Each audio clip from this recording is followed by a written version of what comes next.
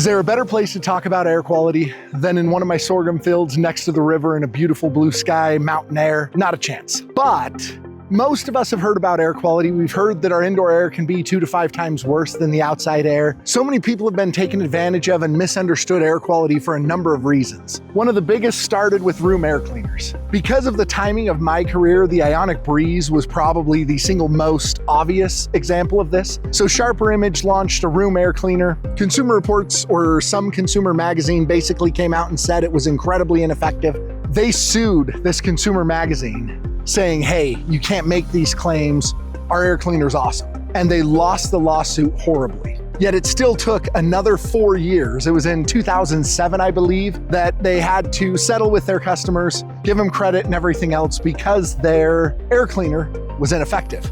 This led to a lot of people realizing that room air cleaners can be pretty ineffective, but most people don't realize why. So many of them make all these claims and they say all these things because in truth, with good air quality, you can affect all those things. You can have better sleep, you can breathe better, you can have less illnesses, less respiratory problems, you can feel more energy and energized, you can have ridiculous amounts of benefits with the right air cleaners, with the right indoor air quality. So let's look at why these room air cleaners generally never live up to their claims. So typically you're gonna see these costing anywhere from like $99 to $1,500. And for the most part, most of them are delivering between 10 CFM and 150 CFM or cubic feet per minute of air. The reason these move so little air is when you're putting it in the room, it's usually gonna be right next to where you're sitting or on the counter where you're doing stuff. So your goal is to make this air cleaner as quiet as possible, while still having it remove some dirt. But the only way you can keep it quiet is you move a minimal amount of air. That's why mechanical rooms are built in most houses, particularly here in Utah. They'll be in the basement, they'll be isolated from the rest of the house, the bedrooms and everything else, so that you can have a much larger fan and still not have it interrupt you. Because the average heating and air fan is gonna move between 800 and 2,000 CFM.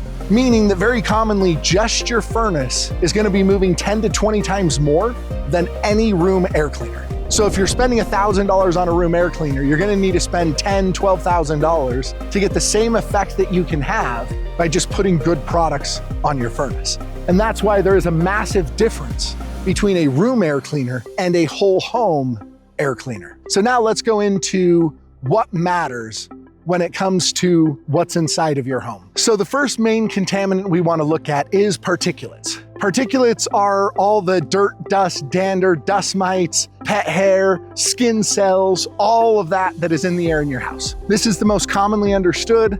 This is why so many people buy a room air cleaner and they swear by it, because they see how dirty it is every time they clean it. Because if you aren't treating all the air in your house, even if you only have a 50 CFM air cleaner and it's moving the air and you're visually cleaning that out every month, every few weeks, you're going to realize just how much dirt is in the air in your house. And this is basically all of your particulate matter. Now, most people understand what particulate matter is doing to them while they're breathing it, because obviously it's going to irritate your respiratory system, your sinuses, your lungs, your throat, etc. And it's going to cause inflammation, which technically makes it a little easier for you to get sick and everything else. But in addition to that, the next most common side effect is actually a feeling of fatigue. That's why, like, if you've ever been in an area where they had wildfire smoke and you were outside working and breathing in that air, for 30 minutes, you go inside and you're dead for the next 4 hours while your body's trying to eliminate those contaminants. The same thing's happening, just on a smaller and broader scale, because you're breathing in fewer contaminants, but for a longer period of time. And that's why it's giving you that sense of fatigue. In addition to that, particulates are one of those things that are either going to cost you money because you don't filter them, or they're going to cost you money to filter them. Meaning, like when I'm talking to our customers, I explain a new filter for your furnace is a pay now or pay later scenario. The biggest reason is because most of the filters on the market won't stop particulates. So you'll go into Home Depot or wherever it might be, and it'll be $12 for a filter, and it'll tell you it is 99.99% effective. And then you read and it says to 1 micron, which is larger than a lot of the particulate matter that's going to be in your house, as my dry erase board attempts to blow away. And so you wanna find a filter that's going to at least filter down to 0.3 microns. So the 1-inch filters in general aren't going to do a great job at 0.03 microns. Because what occurs is you have your standard poly filter, which we refer to as a bird catcher, because literally if you dump salt, sugar, whatever you want to on this filter, it's gonna go right through it, and it is not going to have stopped the particulate matter that it is intended to stop, which is why it should not be on any piece of equipment, because it's going to get your blower wheel dirty, your coil, your heat exchanger, and so you're gonna end up spending far more on cleanings than you would have if you just bought a better filter. And so then you have your pleated filters. Some of these will say they're up to 120 days, which is always laughable because at least in Utah, the vast majority of homes, that filter is going to last maybe 3 weeks during the summer because it is going to get dirty enough that it will become restrictive enough. And so you want something with enough surface area that as it gets dirty, you can continue to pull enough air through it. And then from there, you go up to the minimum recommended standard from every manufacturer, which is a 4-inch media air cleaner. So these are what everyone would like to see because at a 4-inch air cleaner, as long as you sealed around it and you don't have major leakage in your furnace is going to stay clean through its entire life. You're usually only going to have to change that filter once or twice a year. I had a lot of pet hair from my Aussie and my Border Collie, so I change mine 3 times a year, but still it is beyond worth it. So the next contaminant we want to talk about are biologicals. Biologicals are your viruses, your bacteria, your mold spores, etc. Most of which are all single cell organisms that are floating around your house, they're on your countertops, they're on your doorknobs, and they are affecting our health. Most of us truly understand that these are affecting our health, usually by making us sick, either with like a bacterial infection, a virus, or even a chronic illness, which mold and several of these have been known to cause, because as we're breathing them in, it is just causing too much of a problem on our body to eliminate these. How do we eliminate biologicals? So your typical filter, the biologicals are so small, they're gonna go right through it. So your filter isn't going to stop it. That's why some people have done things like put a UV light in front of the filter, because then as the air is coming across that UV light, the UV light is helping to kill the biologicals that are in the air. Now, that's not the only place you can put them though, because a lot of people have put them into their filters to try to say that their filter is all-inclusive, but it's not necessarily the best way to address it. So they've also invented a UV light that goes into your coil. We usually refer to those as single bulb UV light. The downfall is it loses half of its efficiency every inch. So from 0 to 1 inch, it's about 99% effective. From 1 to 2, it's about 49. From 3 to 4, it's about 24.5. From 4 to 5, it's about 12. From 5 to 6, it's about 6, which isn't very good if you're trying to eliminate biologicals. So they came out with a dual bulb UV light so that you can have 2 UV lights sitting there. So you're killing twice as much because now you have a greater kill area. But there is a better way, and even the casinos and many, many different places, hospital operating rooms, hotels, are using a active air treatment instead of a passive air treatment. Because anything that is just treating the air that is going by it is passive, because A, that's not going to filter all the air, because not all the air in your home is passing by it, and B, it's doing nothing for the surfaces. Like you cut some chicken on the counter, you touched your doorknob, any of those type of things, it is not filtering that type of stuff. You are not killing the viruses and bacteria that are growing in those locations. Which is why with an active air treatment, you're going to basically create a hydroperoxide or an oxidizer that goes out into the air. It has an extra electron on it. It's going to release that extra electron into the single cell organism, whether that's a virus, a bacteria, mold spore, whatever it might be, making it inert and unable to then infect us, replicate, do all of that type of stuff. And so that is an active air treatment. So when it comes to treating biologicals, what I've used in my house for over almost 20 years, and what I recommend, what we sell the most of, is like the REME air purifier. So this just connects into the ductwork, usually on your supply side, and then it creates these oxidizers that go out and kill viruses, bacteria, mold spores, all the single cell organisms that are living in your house, even if they're on a countertop or a doorknob or a surface, your computer keyboard, whatever it might be, anywhere the air can reach, these will go in and kill it, which makes it exceptional because it is the only style of products that can do it.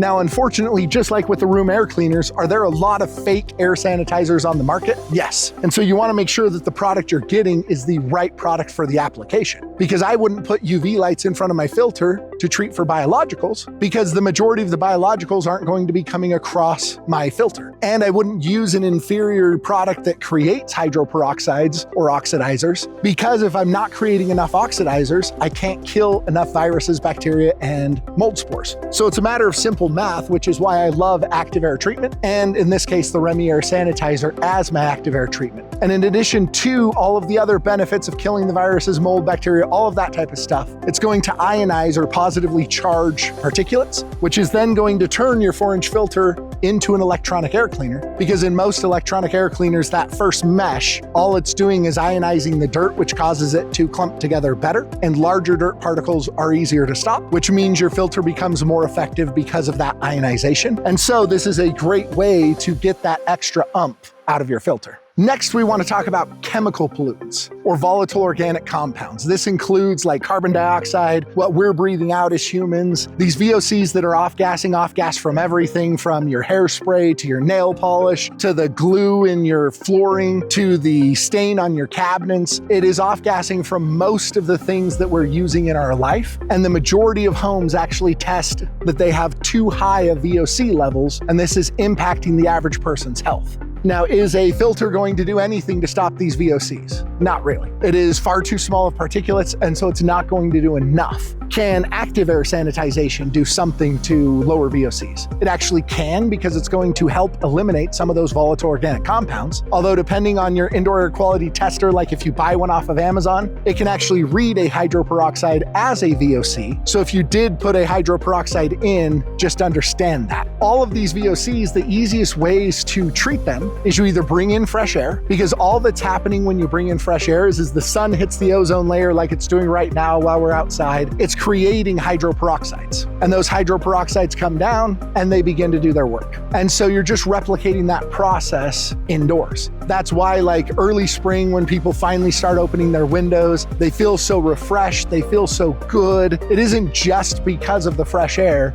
it's because they're lowering the VOCs and they're lowering the toxins that their body is having to face, which in general gives you more energy, because one of the main side effects of VOCs is lethargy or lack of energy, just a general feeling of fatigue, similar to with dust. And so VOCs can have a number of other side effects. They can do things like even cause mild depression. And so we want to make sure we are eliminating the VOCs in our house. So one way of doing that to bring in fresh air is just opening your windows. The downfall of that is you're not filtering the air, you're not doing any of that type of stuff. So they've made products that will connect up to your furnace so that you can run that fresh air through your filter. The most common is called an HRV or an ERV, a heat recovery ventilator or an energy recovery ventilator. And all these do is they bring in fresh air, and then they're transferring the hot or cold from the air that's in your house into the air that's coming in. And then they run it through a filter system so that they filter it. So you're still getting all the oxidizers, you're still getting all of the benefits of fresh air without having to, breathe in all the particulate matter and everything else that is coming from the outside air. And because of that, you're also able to lower the carbon dioxide levels in your house, because our houses are so sealed that as we bring in the fresh air, it's going to increase the oxygen, lower our carbon dioxide. The other way, of course, is with the REME Halo, again, using the active air treatment, because that will lower your VOCs, but it cannot lower your carbon dioxide levels. So fresh air is unquestionably still a good idea, even for the volatile organic compounds. Fresh air is an even better idea for things like your radiologicals. So the most common radiological that we're exposed to in Utah and in most of our homes is radon. Yes, radon is just a radioactive particulate. And so what happens is radon's usually coming up through the floor of our house or the basement of our house, whatever you want to view it as. And so they came up with a radon mitigation system that's designed to just put that area of your house in a negative pressure. So you drill a hole into the floor, put a pipe down there, you set it up so that that pipe can pull air from underneath the house, run it to the outside, put a fan on it, and then you blow it up so it's above your roof line, and then you just blow it out into the atmosphere. And that's how you mitigate radon. You're keeping the bottom portion of your house in a negative pressure, and that way that air, instead of seeping into your house, is being pulled into the fan and exhausted above your house. Now, an ERV or an HRV can do the exact same thing. It's going to lower your radon, but in a much better methodology, because it's also going to help with all of those chemical pollutants and everything else. Because as you're bringing in that fresh air, what's occurring is, like on my house, I have a 220 CFM ERV. It pulls in 220, and it exhausts 200. So it puts my entire house into a positive pressure. So instead of air being sucked up into my basement because of like my furnace exhaust, my water heater exhaust, my bath fans exhausting, and all the other things that are exhausting in our house from kitchen hoods to whatever it might be, I'm now pushing air through those so that I'm not negatively pressurizing my house. The other benefit is because it's replacing all of the air in your house every so often, you aren't going to have high levels of radon ever be able to build up. And that's why ventilation is so important. So you do want to make sure whatever you're doing to combat radiologicals that it is actually working, and you should have your house tested reasonably frequently. Healthy Water and Air, we do that radon test entirely for free for our customers because we do want to make sure that they are taken care of.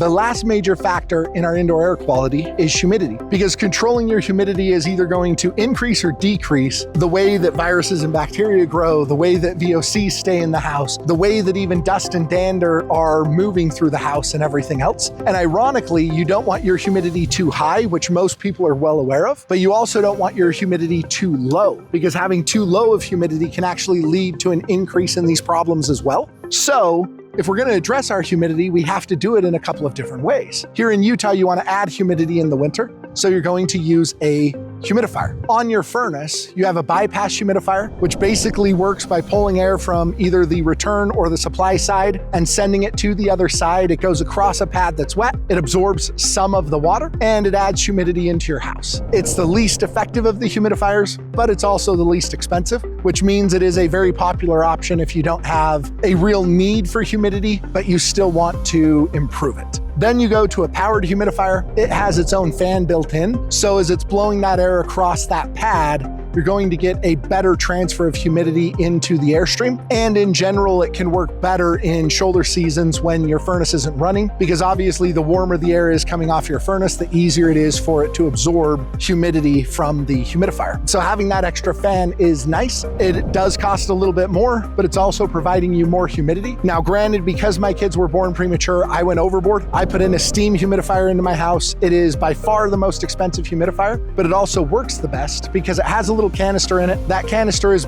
doing exactly what it sounds like. It's boiling the water, it's creating a steam. The steam is pushed out into the airstream, so it's absorbed and then distributed throughout the house. And then you can control it even when it's shoulder season, your furnace isn't running at all. And so you can kick that humidifier on, raise your humidity up to say 40%, 45%, whatever you're looking for, and you can avoid all of the different problems. Now, the flip side of that is also true, because although we generally don't need this in Utah unless it is a indoor hot tub, pool, gym, anything that's going to generate a large amount of humidity, you need to dehumidify in that instance, which is literally the exact opposite process. Instead of adding humidity into the air, you're just pulling the humidity out of the air, typically sending it down the drain. And what most people don't realize is your air conditioner is actually designed to be a dehumidifier. So most manufacturers have at least 4 profiles set up inside of how their air conditioner is going to run, and that's going to determine how much or how little humidity that it is pulling out of the air as you're running your air conditioner. And so you want to make sure your humidity profile is set up for your area and your house. Because, for example, on the farm, I'm going to have a lot of indoor plants. So I'm intentionally setting up my air conditioner during the summer to remove the largest amount of humidity possible, so that it is constantly pulling that humidity out so that I can stay comfortable at a lower temperature. If you don't set your air conditioner to properly dehumidify the house, then you're going to run into all sorts of problems of growing mold on your coil, in your drain. You're going to have a bunch of different issues of not actually feeling comfortable in your own house because it's still going to feel muggy. And all of this can be done when your technician is going through and commissioning your heating and cooling system, which is why it's so important to find a company that actually commissions their equipment. Because trust me, a minimum of 3 out of 4 contractors do nothing to commission their systems. They don't follow like a Measure Quick process or an ACA approved commissioning. They don't do anything to make sure those systems are running exactly the way that they should. Hopefully you enjoyed this video. If you have any questions on indoor air quality, want to know anything specific, comment down below. I have hundreds of thousands of dollars in indoor air quality training. I've been passionate about it because both my kids were born premature and because how much air quality affects me and my life. Like and subscribe. We'll see you in the next one.